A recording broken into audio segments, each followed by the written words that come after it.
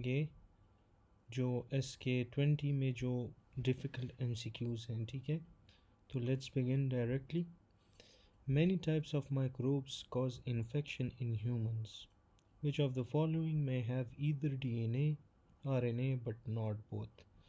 तो किस में आपके साथ either DNA होगा या RNA होगा लेकिन दोनों नहीं होंगे, तो वो आपके साथ होगा वायरस। ठीक है।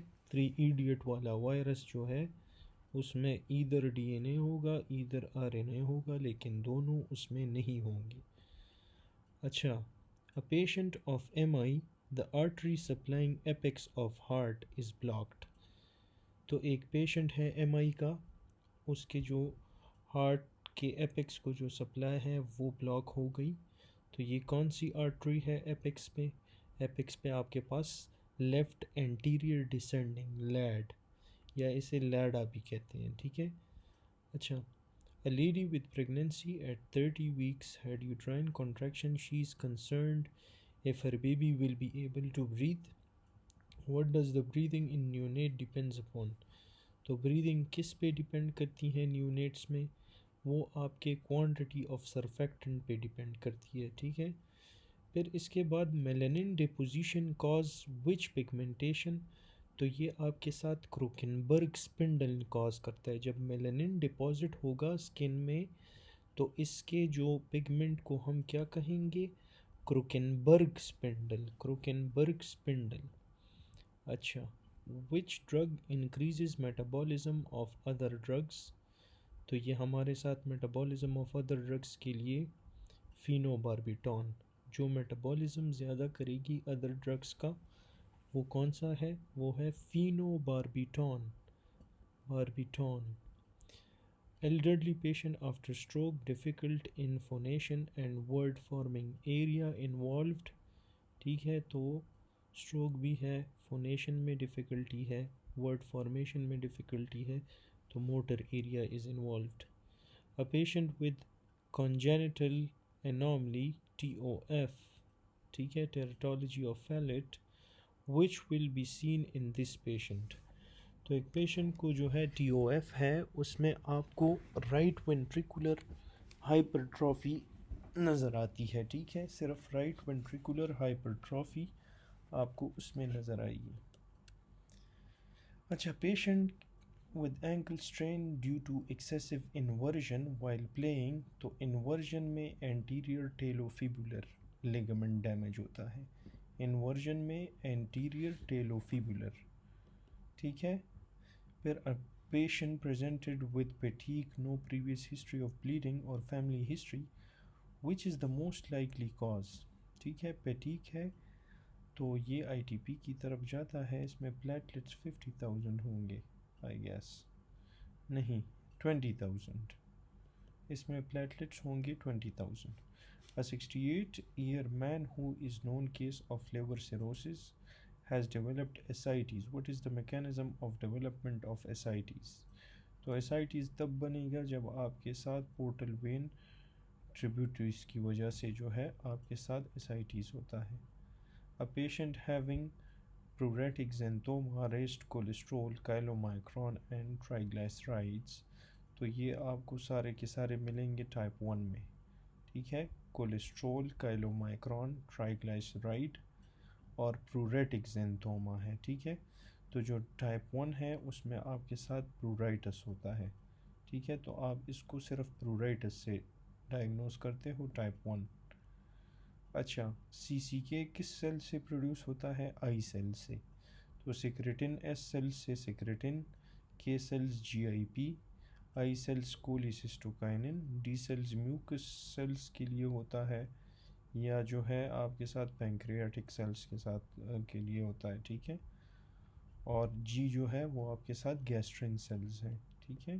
Produces gastrin which increases stomach motility. How do antigens move through the intestinal wall?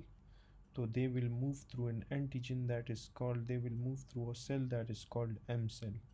Antigen intestinal wall के थ्रू M cell से move करता है, ठीक है। फिर when he was 3 years old, since then it was increasing, it is ये है with movement, जब आपके साथ एक मास मूवमेंट के साथ टंग प्रोट्रूजन के साथ मूवमेंट करेगी, ठीक है, और ये इंक्रीजिंग इन साइज भी होगी, तो it will be a thyroglossal cyst. Option B.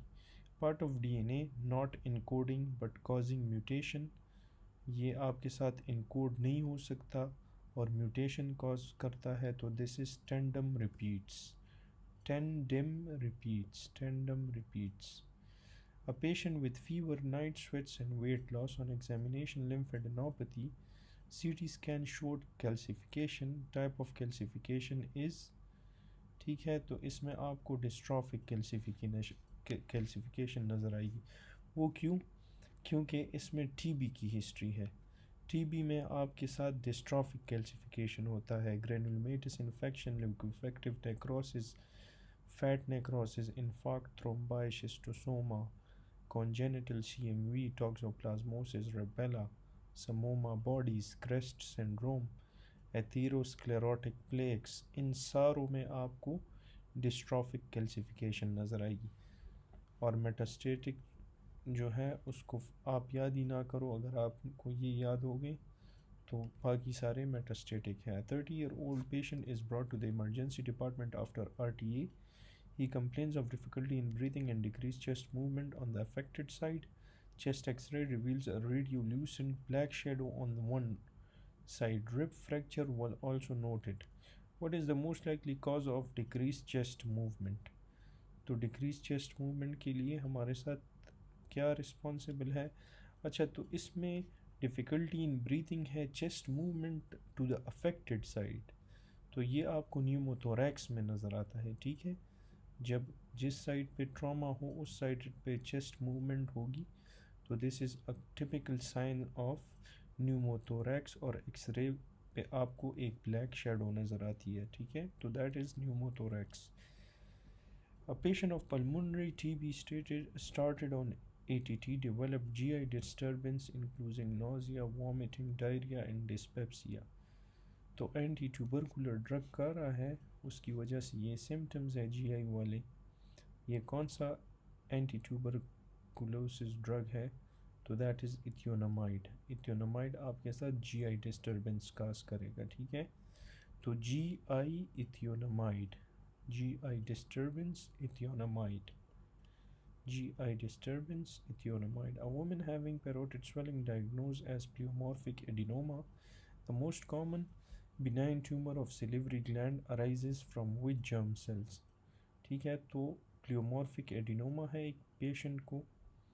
अच्छा, benign tumour of salivary gland कौन से लेयर से आपके साथ अराइज होगा? तो ये आपके साथ एक benign tumour of mix origin होगा, ठीक है। इसमें एक्टोडर्म, एंडोडर्म, मीजोडर्म ये सारे होंगे, तो मिक्स ऑरिजिन होगा इसका। तो option number D, benign tumour of mixed origin. अच्छा, patient has history of weight gain, hypertension, abdominal striae, her cortisol level is high, suppressible with high dose dexamethasone and ACTH low। तो problem आपके साथ किधर होगी? ठीक है, weight gain है patient को, हाइपरटेंशन है, एब्डोमिनल स्ट्राया है, ठीक है, which is a typical example of क्या? एब्डोमिनल स्ट्राया आपको कोशिंग में मिलते हैं, ठीक है। तो हर cortisol level is high, suppressible with high dose dexamethasone and ACTH उसका लो है। तो ये आपके साथ एड्रीनल कॉर्टेक्स में मसला होगा, ठीक है, एड्रीनल कॉर्टेक्स में मसला होगा, ये कुशिंग सिंड्रोम है, ठीक है। अच्छा, फिर in morbidly obese women which will be decreased, तो आपके साथ सबसे पहले कार्बन डाइऑक्साइड डिक्रीज़ होता है, फिर उसके बाद FeV1/FVC रेशो, फिर उसके बाद आपके साथ FRC आ जाता है, ठीक है। तो क्या डिक्रीज़ होगा? FRC, forced residual capacity, will be decreased in a morbidly obese patient या वुमेन, ठीक है। फिर उसके बाद है ये ACTH वाला, तो आप खैर छोड़ें, लेकिन methods to detect Duffy antibodies, तो डफ़ी एंटीबॉडीज़ हम किस तरह डिटेक्ट करते हैं? डफ़ी एंटीबॉडीज़ जो है वो हम डिटेक्ट करते हैं थ्रू पोली इथाइलिन ग्लाइकोल। ठीक है, normal temperature saline, poly ethylene glycol, polyxylene something, RBC and papain stain. तो ये है पोली इथाइलिन ग्लाइकोल। ठीक है, फिर है sodium concentration and absorption controlled by. तो कंसंट्रेशन और एब्जॉर्प्शन को कौन कंट्रोल करता है? वो है अल्डोस्टेरॉन। अच्छा, अभी you have to learn this is very important. तो ECF वॉल्यूम को अल्डोस्टेरॉन रेगुलेट करेगा, ठीक है, और मेंटेन उसे ADH करेगा।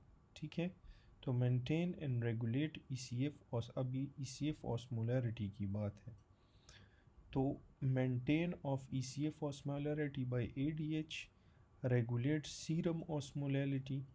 अगर सीरम की बात आ जाए तो फिर उसमें आपने ADH is greater than aldosterone.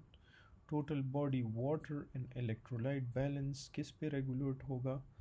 Total water और इलेक्ट्रोलाइट्स की बात आ जाए तो इसमें अगर रेगुलेट का वर्ड आपको नज़र आ जाए तो उसमें आपने ADH लगाना है, लेकिन अगर यहाँ पे मेंटेन का वर्ड आ जाए तो उसमें आपने अल्डोस्टेरॉन लगाना है। Maximum water and sodium reabsorb by the effect of water और सोडियम को मैक्सिमली कौन एब्जॉर्व करता है? अल्डोस्टेरॉन। ठीक है, ECF वॉल्यूम को रेगुलेट करता है अल्डोस्टेरॉन। ECF ऑस्मोलैरिटी के लिए ADH। रेगुलेट ऑस्मोलैरिटी की बात आ जाए तो उसमें आपने ADH लगाना है। ठीक है, फिर जो है टोटल बॉडी और इलेक्ट्रोलाइट वाला ऑपोजिट है। वाटर और इलेक्ट्रोलाइट में रेगुलेट में ADH है और मेंटेन में अल्डोस्टेरॉन है। ठीक है, फिर इसके बाद a patient with left hand involuntary flying movements of one hand that subsided with sleep। a patient है, उसको जो है left hand involuntary flying movement है। ठीक है, तो दिस इज़ सबथैलेमिक न्यूक्लियस। ठीक है, कोऑर्डिनेट भी नहीं है, हाइपोथैलेमस नहीं है, ग्लोबस नहीं है, थैलेमस नहीं है, दिस इज सबथैलेमिक न्यूक्लियस।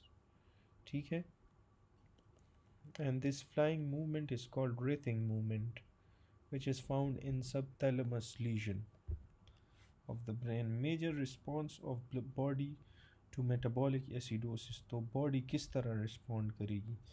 जब एक बंदे को मेटाबॉलिक एसिडोसिस होगा तो बंदे का रिस्पायरेटरी रेट ज़्यादा होगा। ठीक है, तो आप increase in respiratory rate will increase the metabolic acidosis. ठीक है, एसिडोसिस आपके साथ कॉज करता है सीनेस डिप्रेशन और बॉडी का रिस्पॉन्स होगा increase respiratory rate. 32-year-old woman presented with fever, dry cough and throat headache, palpitation and heat intolerance for 1 week. There were fine tremors of outstretched hand, palms were warm and sweaty, thyroid was diffusely enlarged, soft non-tender but no brute.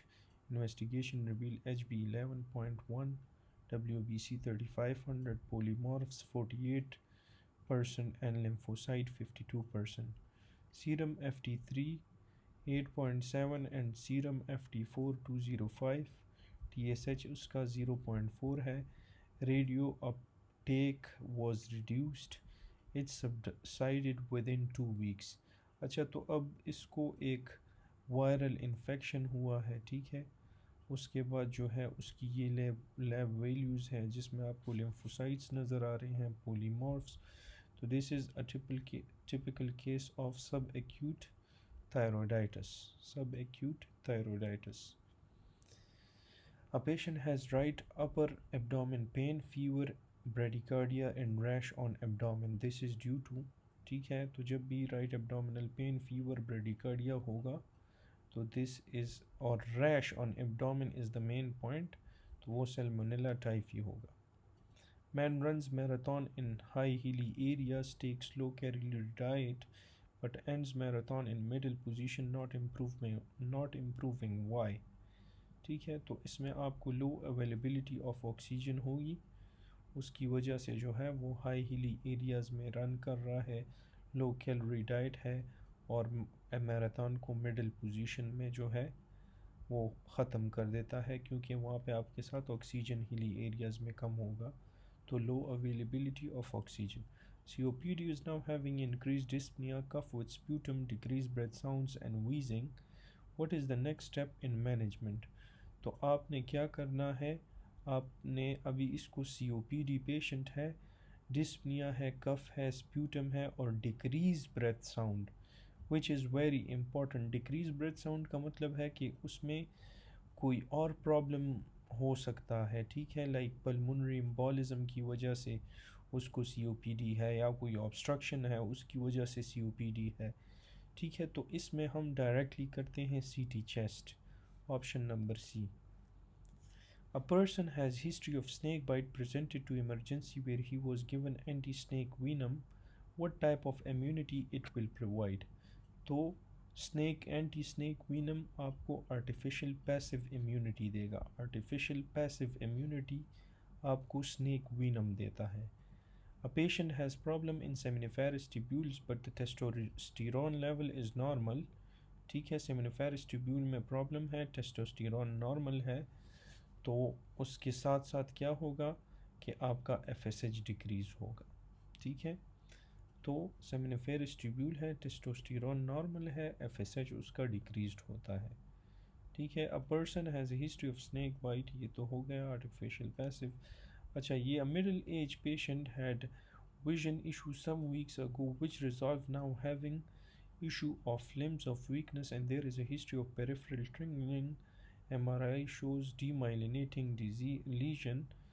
तो ये demyelinating lesion आपके साथ क्या होता है, multiple sclerosis.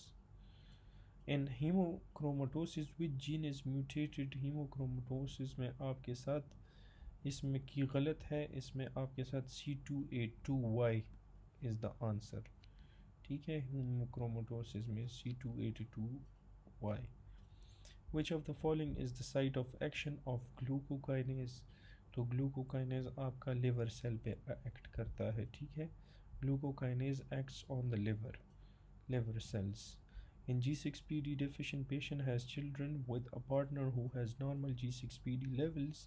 What will be the genetic outcome for their child? तो G6PD आपके साथ क्या है, ये आपके साथ एक्स लिंक्ड है, ठीक है. तो इसमें all children will be normal G6PD partner है. Which of the following drug is excreted with minimal metabolic change? Minimal metabolic change के साथ streptomycin आपके साथ वो होता है, excrete होता है. How to confirm ovulation has occurred?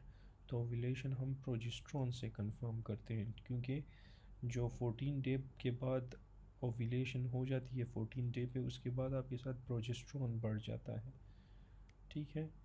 Which of the following base pair mutation occurs in sickle cell disease? Sickle cell disease में एडेनिन टू थाइमीन की म्यूटेशन हो जाती है, एडेनिन टू थाइमीन, ठीक है. सूडोमोनास इन्फेक्शन हो और उसमें आपने सेफ्टाजिडीन देना है और सूडोमोनास यूटीआई में आपने सिप्रो देना है. सूडोमोनास में आपने सेफ्टाजिडीन देना है और सूडोमोनास की हिस्ट्री हो, यूटीआई के सिम्टम्स हो तो सिप्रोफ्लॉक्सासिन देना है, ठीक है. निपल डिस्चार्ज एंटीरियर एक्सिलरी से होता है, अपर लेटरल को एंटीरियर एक्सिलरी करता है, लोअर लेटरल को एंटीरियर एक्सिलरी. सब diaphragmatic internal memory medial quadrant को इंटरनल मेमोरी या इंटरनल थोरेसिक करता है. लोअर इनर को जो है इंफीरियर फ्रीनिक करता है. टेल ऑफ द ब्रेस्ट को पोस्टीरियर स्केपुलर लिम्फ नोड है, ठीक है. Path of axillary lymph flow में आपने इंटीरियर एंड पोस्टीरियर लिखना है और क्वाड्रेंट ऑफ द ब्रेस्ट में आपने जो है मीडियल एंड लेटरल लिखना है. एक्सिलरी लिम्फ फ्लो की बात हो जाए तो उसमें आपने इंटीरियर एंड पोस्टीरियर लिखना है. When phenylalanine enzyme is deficient, then which of the following reaction will be disturbed? तो phenylalanine to melatonin, ठीक है. जब ये एंजाइम डेफिशिएंट होगा तो फिनाइलएलेनिन जो है वो आपके साथ ऑप्शन ई मेलेटोनिन को चेंज नहीं होता. मेलेटोनिन को चेंज नहीं होगा। Most common site of berry aneurysm वो आपको सेरेब्रल आर्टरीज में मिलता है। Most common site of berry aneurysm you will find on cerebral arteries, ठीक है। Most common site of berry aneurysm आपको सेरेब्रल आर्टरीज में मिलेगा। A 2-year-old child presented with jerky movement of the right upper and lower limbs. His father further states that his son also had such episodes in the past. ठीक है, which of the following neurodevelopmental disorder most likely he has?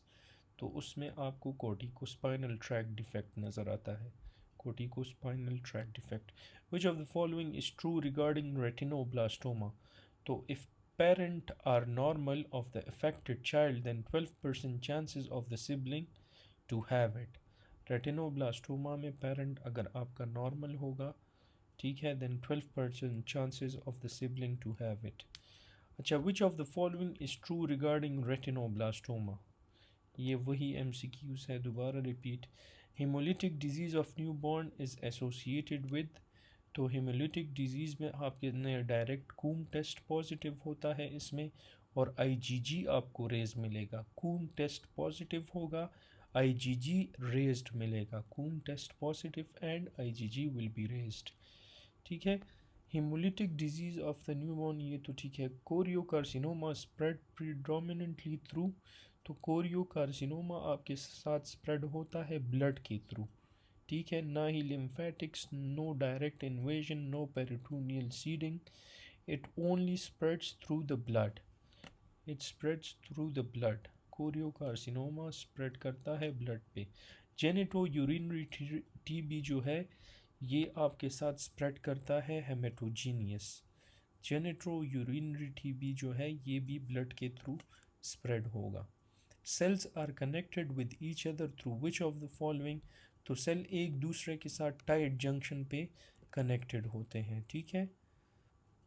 अच्छा, preventing leakage and sealing of cell वो tight junction होगा जो withstand mechanical stress, that is डेस्मोसोम।